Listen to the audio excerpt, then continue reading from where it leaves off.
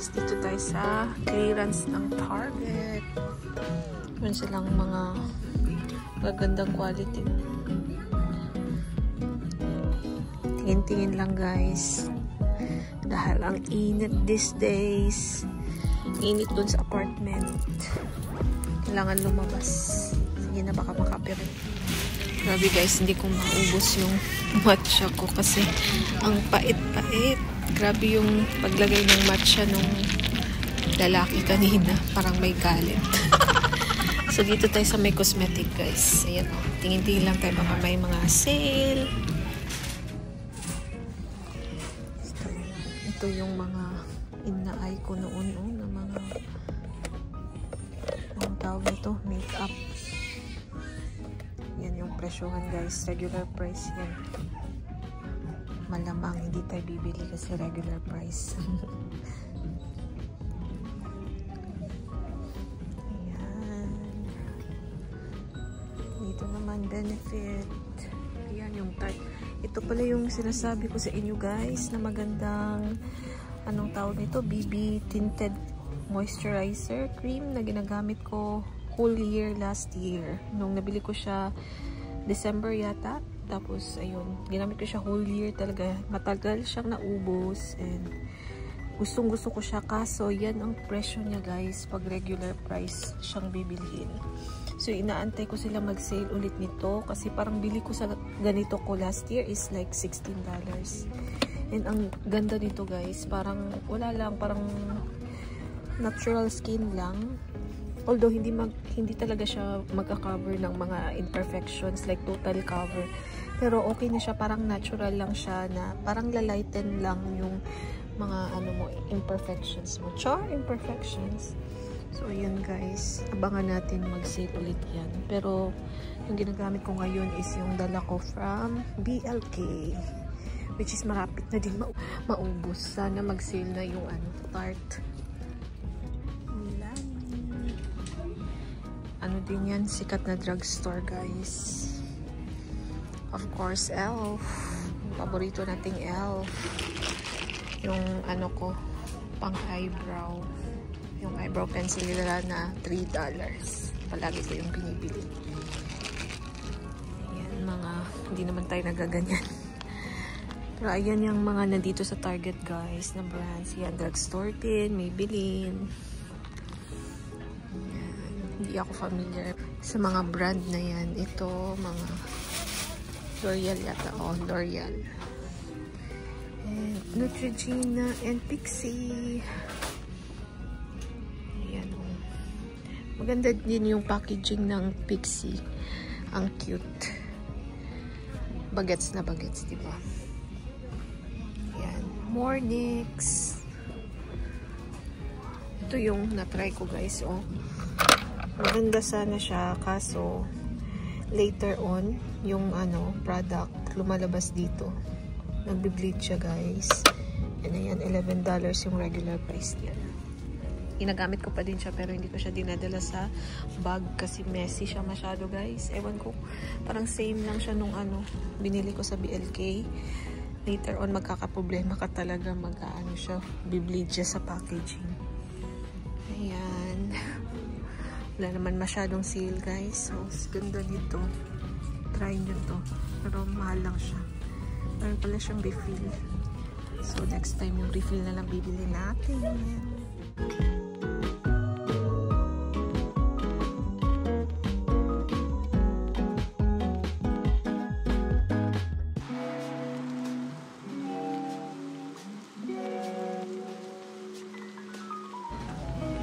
Bahay. Marami na silang benta na pang 4th of July guys. Ayan. Lapit na kasi yung 4th of July dito.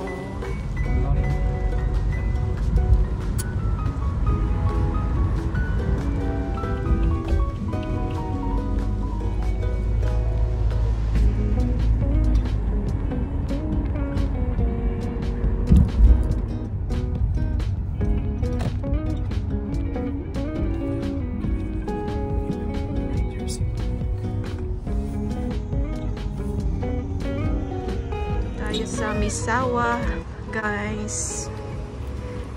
Pag Magra-ramen tayo kasi may nag-crave.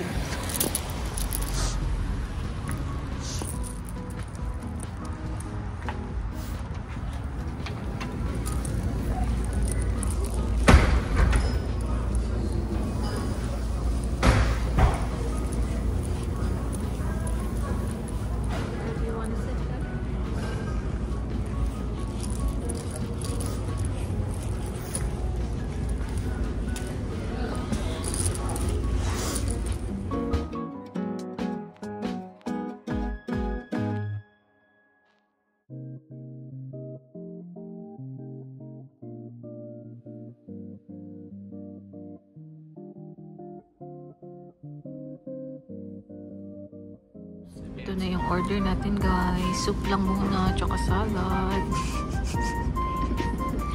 Guys, sides to ng order ko. Naantay pa namin yung ibang orders. Here's our food. Tonkatsu. Gyudon.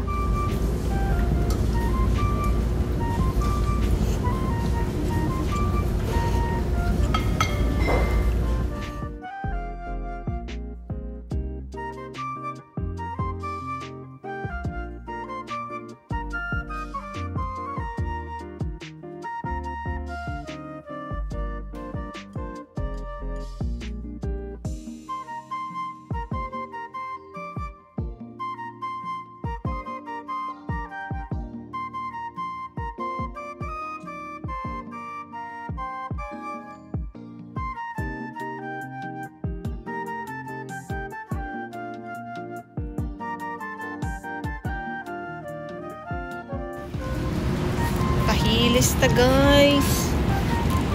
Busog kaayo mi. Dito tayo ulit sa Walmart, guys. Bili lang kami ng mga kulang.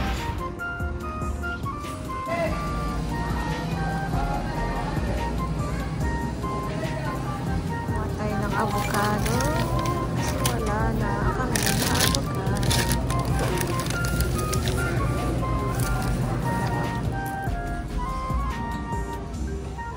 Sa mga dry shampoo, guys. Naghahanap ko ng mura na dry shampoo. Ito siguro. Let's buy this, guys. Tuna.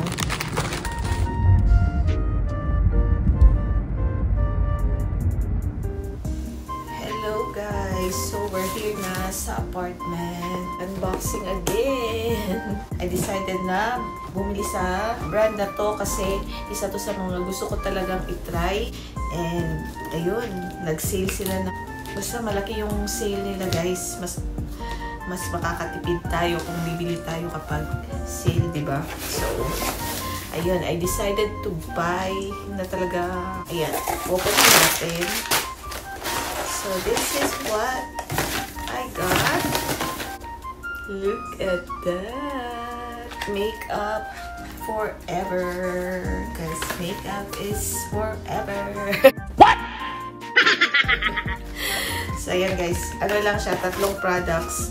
And ito yung mga nakasale. Actually, gusto ko sana bilhin yung parang palette siya. Parang full face na siya. Meron na siyang foundation, blush, and lip product sa isang palette talaga, guys. Yun sana yung bibilin ko, pero gusto ko din kasi i-try yung kanilang powder tsaka yung kanilang trending na foundation. So ayan, first time ko bumili sa brand na to, guys, and inantay ko talaga na mag-sale. So, ayan. Yung binili ko palang foundation is yung maliit lang muna. So, hindi naman natin alam kung magugustuhan natin yung product talaga or magiging hiyang tayo. Pa natin, guys. So, ayan. Ang cute niya, guys. Oh. So, binili ko din yung maliit kasi kung magustuhan ko man siya, pwede siyang, alam niyo yun, madali siyang ilagay sa makeup bag kasi ang liit lang niya. Tapos, pag mag-sale sila ulit, tapos magustuhan ko tong product na to, tsaka tayo bibili ng full size. So, ayan, so far, yung itsura niya sa aking kamay. Actually, try nga natin. Wala naman akong makeup sa mukha. So, try natin guys. Why not? So, parang okay naman yung shade sa akin, guys. And ayan yung comparison ng aking dalawang kamay. Ito yung merong foundation, ito yung wala. Maganda siya, guys. Ito yung Makeup Forever HD Skin. Ang shade ko is 2N26. And ayan, guys. Parang tama naman yung shade na nakuha ko. Actually, ang nakaka-amaze dito, pag mag-online shopping ka ng mga makeup, meron silang guys, parang tester na parang, meron silang parang camera sa site nila na magpipicture ka. Amazing talaga guys. Pipiliin mo lang yung shade and then makikita mo guys kung ano yung itsura ng shade na yon sa skin mo using your picture, yung kinuha mong picture. So, ayan. So, excited to use this. So, next one guys, ito naman naka-sale din. Tinry ko na lang din yung maliit na version. Ito yung Mist and Fix nila. So, ano siya? Setting spray. Ganun siya guys. It says makeup setting spray, long-lasting and moisturizing 12 hours. So, ayan. Try natin yung maliliit muna. At naka-sale din yung maliliit na version nila guys. Yun yung maganda. And ito yung full size ng powder. Kasi if you can remember guys, yung nabili kong Tarte na powder, yun kasi din yung ginagamit kong powder sa pagsiset ng aking tinted sunscreen or yung aking BB cream. Then, paubos natin siya guys. So, I decided na bumili na ng powder sa Makeup Forever. And malaki pala siya. Super laki. Yung nila, full size. Ito siya guys, oh. And gusto ko siya kasi classic lang yung kulay. Ayan. And then, meron silang mga pa-freebies, which I'm so excited. So, ito yung guys, freebies na nila. Ibang shade ng foundation. So, pwede natin i-try pa din yung ibang shade. So, if ever na bibili tayo ulit sa kanila, pag nagustuhan ko yung foundation guys, at least may ibang option ako ng shade. So, meron tayo dito 1, 2, 3, 4 shades from light to dark. Ayan. So, pwede din natin itong dalhin guys, itong mga sample na to sa makeup bag natin. So, just in case, you'll never know, somebody might need this chart. And then, next one is, I think dalawa lang to. Ito yung sinasabi ko guys. Ito yung plano kong bilhin, yung Makeup Forever palette nila. Ayan siya guys, oh. So, full face na siya. Ito foundation and I think pwede mo rin siya gawing concealer. Then yung upper part, lipstick. So, isang na lang siya, isang lagayan. Pero yun nga, I decided na i-try muna yung mga, matagal ko nang gustong i-try guys, na mga makeup from Makeup Forever. You know. So, ito naman guys is color corrector, itong green. Yeah. So, ayan guys, yung mga sample.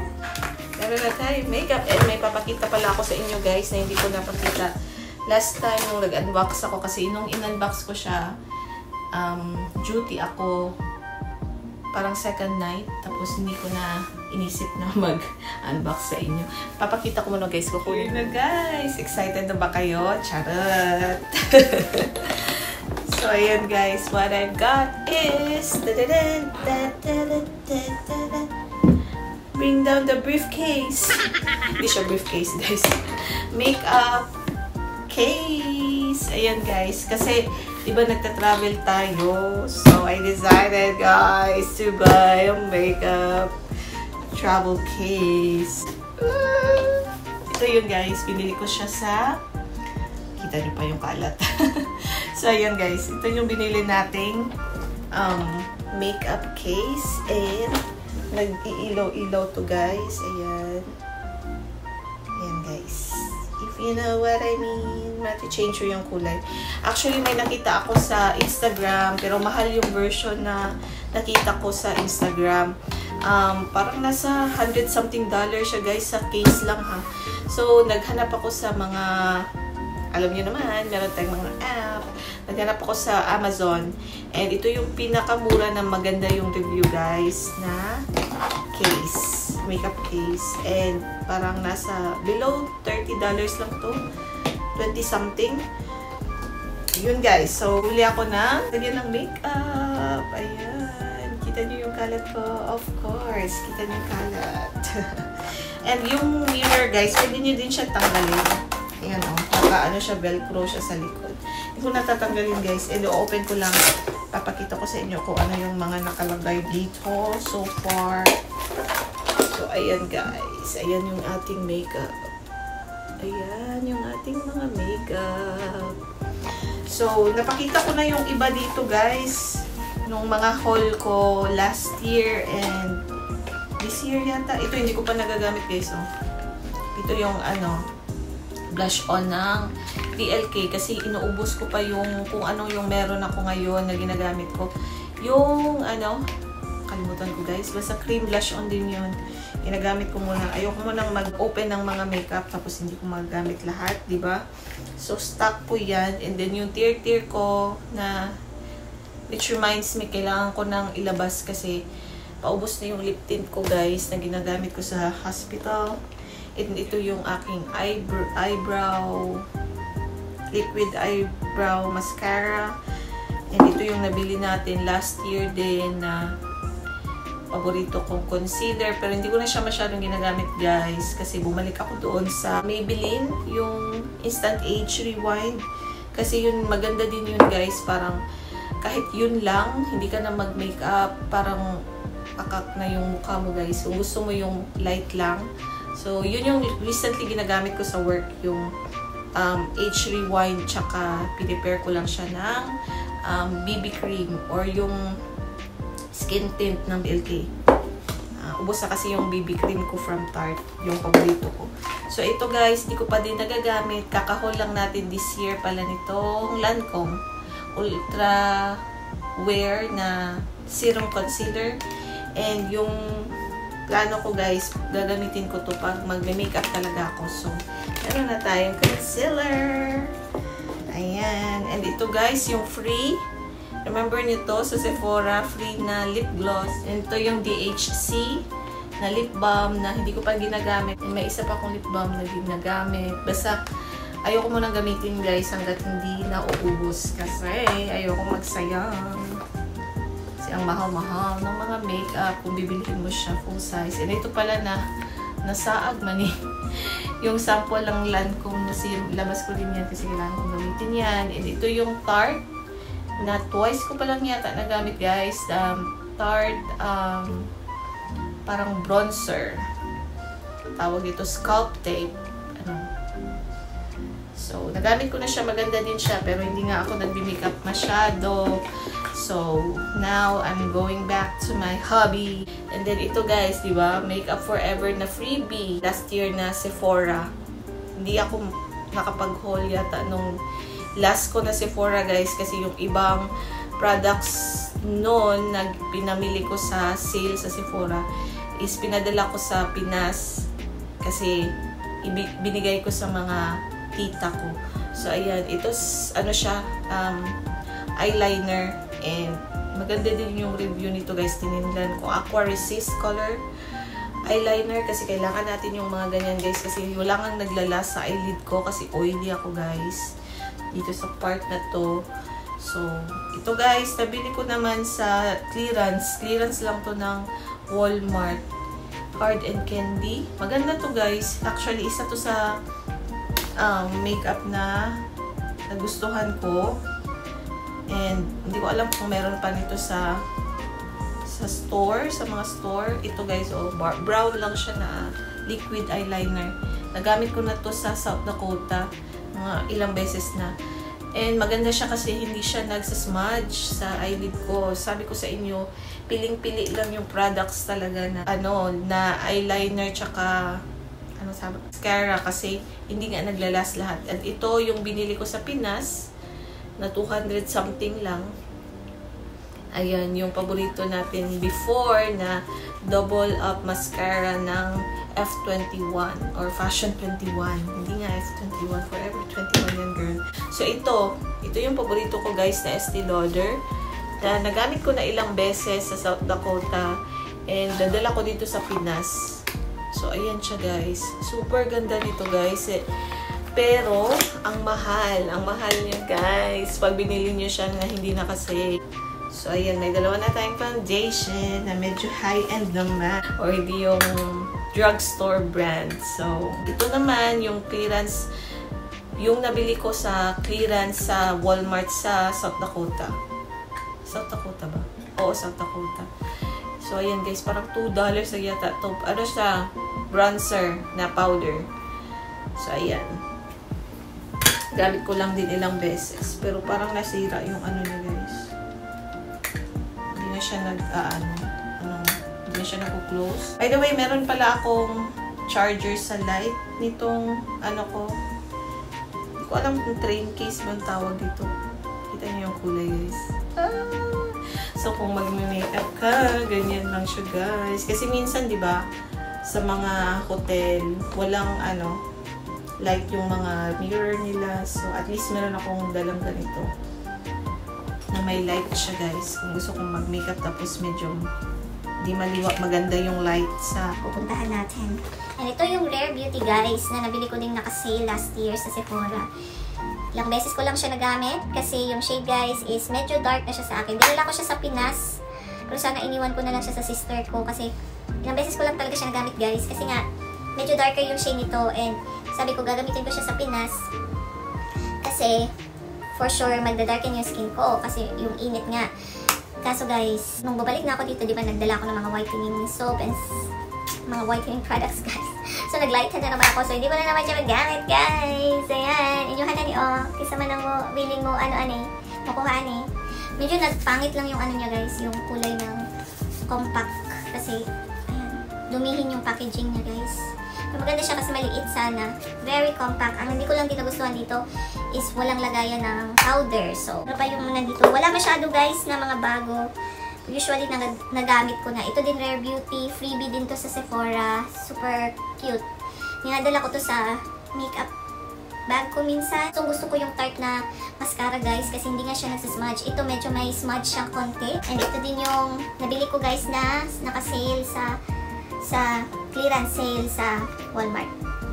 Wet n Wild na eyebrow product, guys. Pero hindi ko siya gusto. Kinit ko lang siya dito sa makeup kit ko, guys. Kasi meron siyang ganito guys, pang tanggal ng mga extra hair. Ayan. And minsan ginagamit ko yung wax nito. Yung wax lang. Kasi yung powder, super powdery siya guys. Parang, iniisip ko nga parang maganda siyang gawing, eyeshadow. So, ayan. Ito guys, matagal na to guys.